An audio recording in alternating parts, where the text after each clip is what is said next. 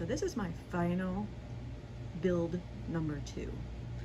Imagine this is your child's toy room. Just some normal toys sitting on a normal shelf.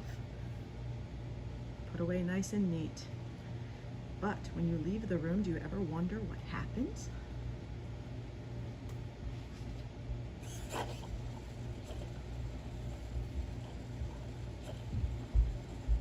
What's going on in there?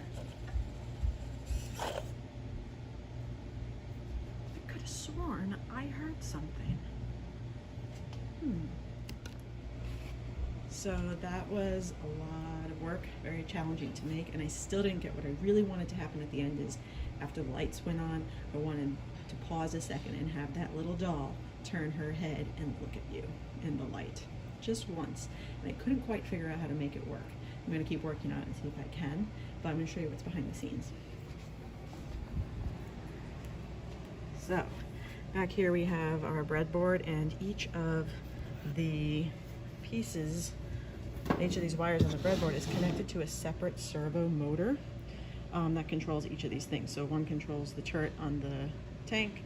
One, you can see I had to cut open the back of this doll, and one that actually controls her head. So I haven't been successful. I can get it to move, but I haven't been successful in getting it to move the way I want it to. She's standing on another servo here, so that controls that. There is a servo underneath this frog, and then a stick connected to this truck, so that moves that back and forth. And then there's another servo cut into a little hole inside of this dog for the tail to move. Those are all connected to the breadboard here and to separate pins on the Arduino.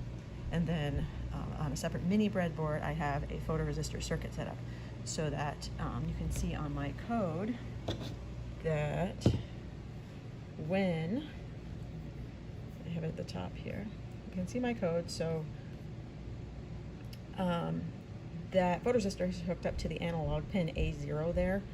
These are all my servos, and I just named them after the pins that I put them in, and showed where they were attached to. This is my loop here, so if the analog value, this is reading the analog value here, and then I have an analog value threshold, which if you notice was at the top here. The threshold for this pin is 200. So then I have down here, if the threshold is under, where is that? Yeah, so I have analog value. If the analog value of that photoresistor is below the threshold of 200, then it's going to have the toys move 90 degrees to 0 degrees to 90 degrees back and forth. And it's only having the 4 motors move, so one here, one on her foot, 3 and 4 in the dog's tail, but not her head move. And then when you get down to the bottom, it has, you know, if that's what happens, and then else, so if it's above the threshold, if the lights come on, it's above the threshold for the photoresistor, it's going to have all of the toys move to 90 degrees and stop. Then I have a delay here, and what I had under here was then my servo number 5, which was the one connected to her head, right 90 degrees. If I had a delay in here of 1,000 milliseconds, so it would be a second, 1 second, and then it would turn, but it never worked, and I can't figure out why. So if you have any ideas, please let me know. Otherwise, I'm just going to keep trying it, and if I have an update, I will get back to you. But hope you enjoyed.